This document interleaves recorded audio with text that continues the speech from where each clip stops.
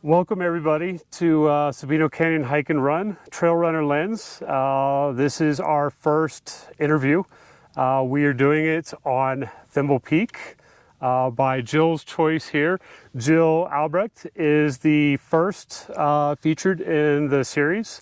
We want to kind of go in depth at everything from how they started trail running, you know, their triumphs, you know, the low points, just everything in life and trail running. And so we've asked everybody to pick out iconic spots. She has picked out Thimble Peak. That was a place that she said was a very spiritual place for her. You want to tell me a little bit about Thimble Peak and why this is such a special place for you? Sure. Well, I have a tattoo actually of Thimble Peak, if anybody ever questions my loyalty. So I guess kind of to cut to the chase, so I got sober 4 years ago, July 8th actually, so pretty recently. And when you get sober, part of that is they say you need to have something greater than yourself, some form of higher power. And it could be anything. It could be a doorknob. And for some people, they choose like a traditional God. But that was a bit much for me to grasp, to think about like this all-powerful, omniscient sky daddy, if you will. So kind of like laughingly, I guess, in the beginning, I actually did pray to sky daddy because I didn't know what else. And growing up Catholic, I think I had feelings towards like practiced religion. So sometimes I would just pray to the void, and then at some point my higher power became like some ambiguous giant hand in the sky holding me. And then a few years ago, back in 2021, I moved to my current house, which is on the east side, and I have this window that looks at Thimble Peak. And I guess I started coming into the Catalinas around the time I got sober, and it's always been a very spiritual place for me. And so it kind of, like this rock kind of became like this beacon and this guiding force for me while I was in the mountains, either while I'm like in the range or even while I'm in town. I always kind of look to it to help guide me where I need to go. And as I've been sober, my relationship with the mountains has grown a lot stronger. And I kind of feel like it's really hard to grasp something as big as God and as ambiguous as God, but the lessons that I take away from the mountains are really tangible. Stuff like humility or patience, learning what my boundaries are, trying to learn how to be like more considerate to people around me, learning how to coexist with nature and life, learning how to persevere, and like lessons that I don't even know because I haven't learned yet. They're all things that I've experienced in this range and on these trails. And I guess to what a cross is to a Christian, like the thimble represents to me everything that I take away from out here.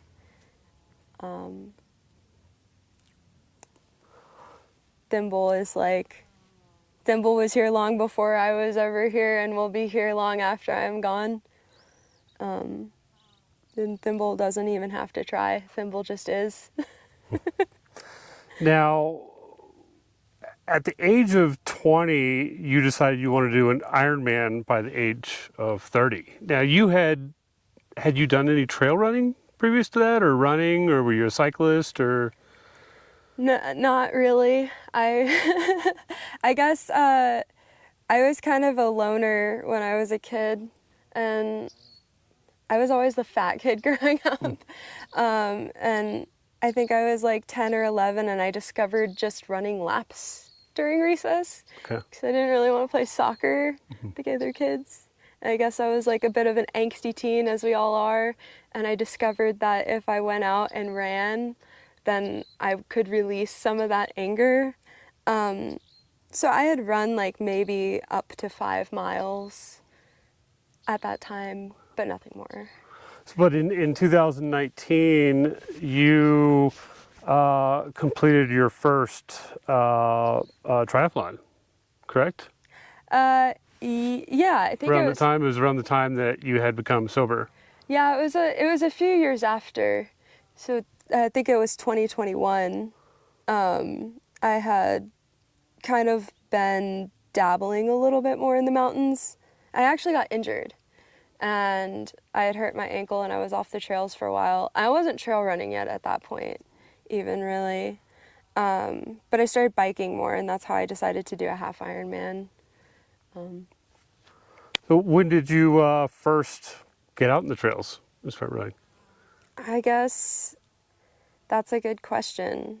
I was introduced to kind of like the mountains. I moved to Sonoyta when I was 16, and I moved in with my aunt and uncle, and they had like a small ranch out there. And I was homeschooled, and I would try to walk to the Biscuit every day, which I guess was pre-Thimble for me. Yeah. And yeah, I would just like... So what is the Biscuit for people that aren't familiar? Okay, so the Biscuit Sonoyta is south of Tucson towards the border of Mexico. And the Biscuit is this really iconic biscuit-shaped rock. And it's like the background of, I believe, like a lot of John Wayne films. Okay. That's funny. So, okay, now, so when you moved shortly here to Tucson is when you started trail running, or? I guess the pipeline was like, I moved here in 2018 to finish my bachelor's degree, got sober in 2019, and then after I got sober, I started getting out on the trails increasingly more over the years. And I guess, so I was 2020 to 2021 doing a lot more in the mountains. I was trail running curious and a little bit familiar. I was kind of like dating someone at the time who was really into it. And then I saw the Cocodona, and that was really what kind of sparked it in me, because I was watching these people go through this. I mean, that was just insane to think about, like people running 250 miles and watching them suffer and watching just like them overcome this huge thing. And I just like knew I had to have that. Now, when was your first trail event that you participated in? My first race was the CV 50/50 Okay. in 2021. I did the 55K. All right. And now, you've always found like it seems some way to experience running or fit running in your life. And recently, you had a birthday, which you decided to go up to the Mogollon Rim. And tell us a little bit about that. I know you did 72 miles. Is that correct? Okay. And tell us a little bit about that experience. Yeah. And how that got together. Yeah. So I had kind of had ideas rattling around my head about what I wanted to do for my 30th birthday, because it's like it's like a big milestone. Like, I don't know. And I thought about 30 miles, and I was like, well, I've done that before, and I can knock that out in a Saturday. Like, that didn't seem monumental enough to me. And so I thought about 30,000 feet of elevation gain, and I was like, that's too much. Well, it's easy to get that up there. Yeah. 30,000 Yeah. feet, I don't know, maybe over a course of a week, Okay. but that's a bit, I think that was a bit lofty, Yeah. if you will. Yeah. So yeah, I settled on 30 hours, and I thought it was really fitting, and it wasn't, I knew I didn't want to do an Ironman, and that was kind of like the original goal, but it still kind of like seemed to fulfill that really challenging thing that I wanted to end the decade with. So I just kind of said, okay, I'm going to run for 30 hours, and I kind of slapped it together. Now, you had quite a few supporters out there, though. Yeah, I was like very surprised. Did anyone do the whole route with you? No. No. All my friends were so good to me, though. Like, a lot of them were coming off of injuries too, and they still like showed up, and they still, you know. Were there any points where you said, I don't know if I want to do the full 72 miles? While I was doing it? Yeah. Oh, like the last 4 hours, like I was struggling. And how were you struggling? I was just sleep deprived. Okay. You know, my body felt really good, but I just had a hard time. Like, I had like not two brain cells to rub together, and all I could think about was putting one foot in front of the other, and just wanted to sleep. So in May, you did the Eldon Cross 40, part of the Cocodona 250. Tell us a little bit about your experience at that race. So that was fun. I came up, and they say nothing new on race day, and I never listened. So I wore a pickle suit, and I ran with a jar of pickles. What were the temperatures there to run in a pickle suit? You know, it was Flagstaff, so it was like okay. Yeah. nice. It's not very aerodynamic. Okay. A lot of wind resistance. Now, in next year, you have the 120 mile, what is it? Which one is it? Sedona Canyons? The Sedona Canyons 120 mile. What got you to sign up for that? I know it's probably leading into Cocodona 250, but Yeah, so my overall goal is to complete the Cocodona 250 by the time I finish grad school. So Okay. I started this year with the Eldon Crest, then next year I'll do the Sedona 125, and hopefully the year after the whole 250. okay, all right. And any events planned beyond that, or any smaller events between then? I've been kind of like trying to figure out my fall race schedule for now. Okay. I think I'll probably do the local 50 milers and try to get comfortable with that distance. Okay. I'd really like to do the Crown King Scramble as well, because it's got a lot of vert. Okay. Yeah. It's one thing that we noticed is that you and Brianna are getting in a ton of vert. You're averaging 200 feet per mile, roughly, plus. Obviously, vert is probably one of your favorite parts of trail running. Absolutely. And so with Cocodona 250, have you looked at the vert of that, or what is the vert of the 120 that you're planning in 2024? That's a really good question. I'm not sure the exact number. I would Okay. guess somewhere in like the 20K, maybe a little less than that. And then on your birthday, that was 12,000 feet of vert? Thereabouts, yeah. 12,072 and a half miles.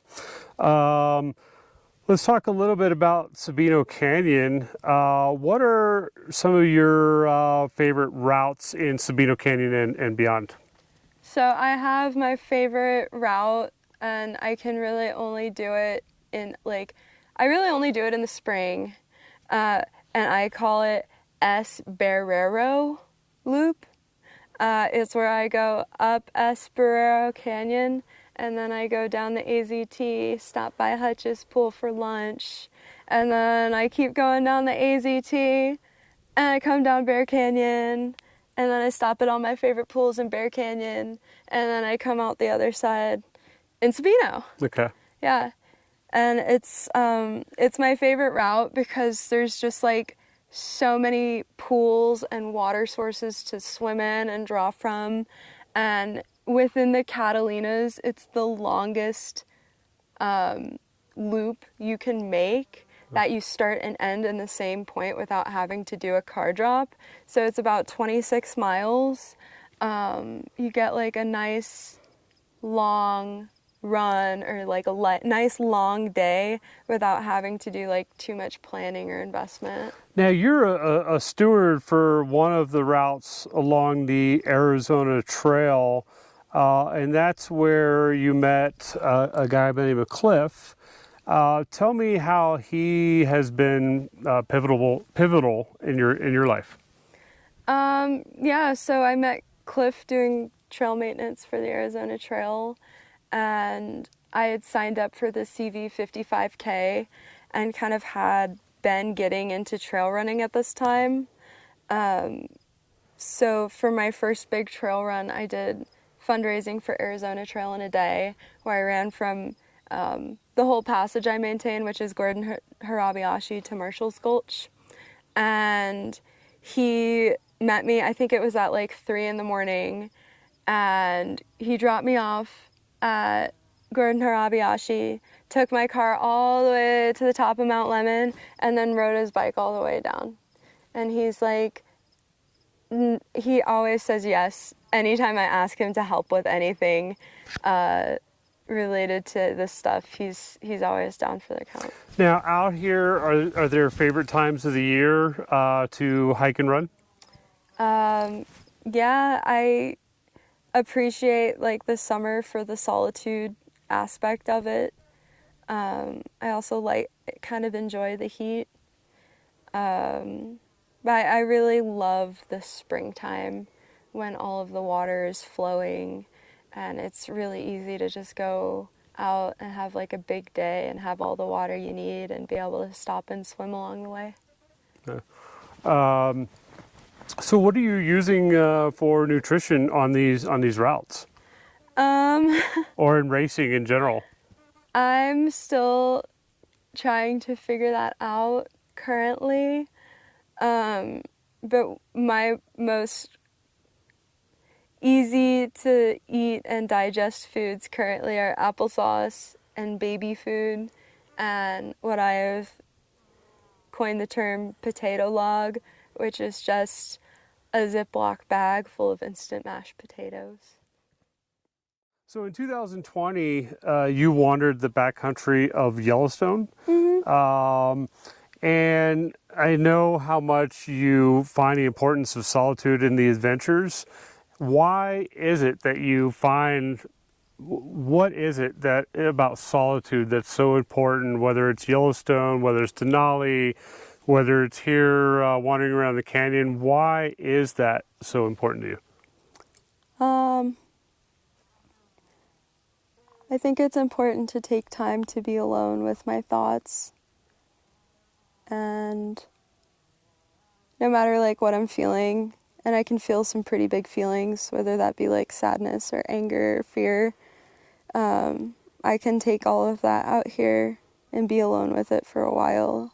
And when I get back to the parking lot, I don't have it anymore.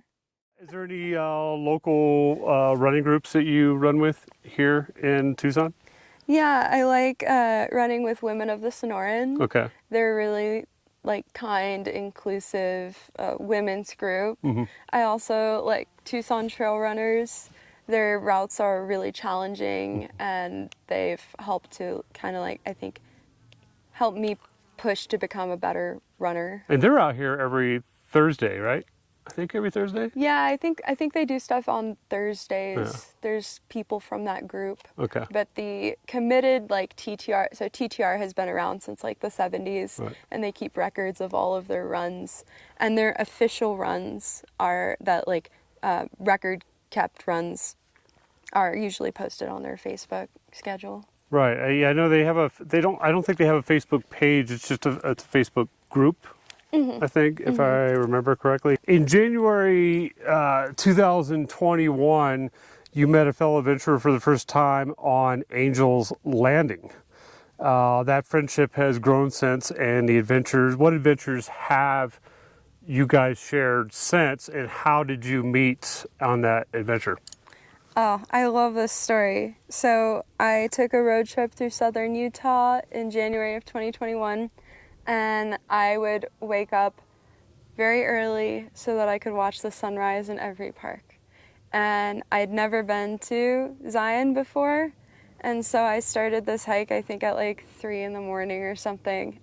And you know, if you know what Angel's Landing is, you know it's like kind of a sketchy hike to begin with, and it's covered in snow and ice, and I'm doing it alone in the dark. And I get to the top, and there's like one other person up there, and he's sitting on a rock, and I was like, can I sit on this rock with you? And he was like, sure. And we hiked down together, and we've been friends ever since. He's come to visit me in Tucson a few times. Last summer we actually met in Alaska, and we did this trail race called Alyeska, and it was just like a really steep, you can't even call it running, it's just you hurling yourself up a mountain. Yeah, we've done some really cool stuff together in this range. We went to Denali together. Yeah, we're actually going camping in a few weeks as well. Okay. Oh, so your adventure in Yellowstone in a couple weeks? No, not Yellowstone.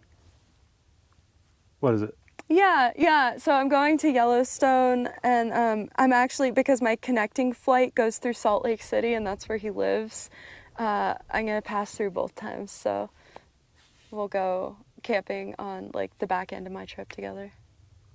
Okay. So any future adventure goals that lay ahead? Future endurance event goals, any of that? Aside from Cocodona, like, no. No. Just like keep having fun. Yeah.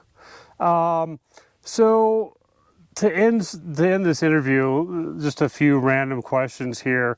Give us a few humans that you would want to have company with here on the trail. And bear in mind, everybody, she can't list everyone, but just a few people that you would want to spend time with out here on the trail.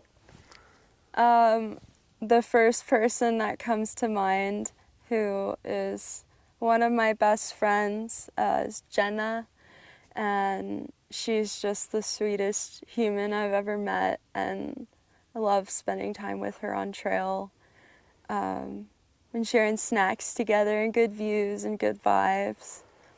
I love sharing miles with Chris LaRoche, who we've done like a few big things together, had like some big mile days, and he is really good at comforting me when morale is low, usually with a mandarin orange, and he always shares his water when I run out. Thanks for that. And I would say the last person is someone who was with me on my birthday run, John Mollenhauer. He paced me for the whole night section until my finish, and is just one of the most bright, like, joyful, like, contagiously happy spirits I've ever met. And like, he just, like, after my 15-minute dirt nap during my birthday run, he comes back just like covered in blood, like smiling like American Psycho or something. I'm kidding. No, just like, he's so happy. He was bushwhacking. He wasn't killing prostitutes. Yeah. Sorry. But no, it just, anyways, Yeah. yeah, I really look forward to like adopting his Spirit, perspective yeah. and his spirit and how he handles himself on trail and in Yeah. life. So any last words that you would like to say closing the interview? Yeah, I guess, you know, I spent a lot of time not really like believing in myself or not believing that I could do hard things or do great things, and I think that we all have that in us. I think it's a matter of just like, you know, when we're confronted with a really big goal or big mountain or like having like these really big tasks, just to take it like one step at a time. And it really helps, I guess, to be surrounded by people with a common goal that are going to be supportive of you as well. All right, guys. Well, thank you, Jill, for being a part of the interview, for the first interview of the Trail Runner Lens Series. We did have a few issues with the camera. Our camera had some overheating issues up here as we start to hit almost 100 degrees. But we'll have the video up soon and off to the next runner pretty soon. So thank you for all the support from Sabino Canyon Hike and Run. Thank you. Thanks.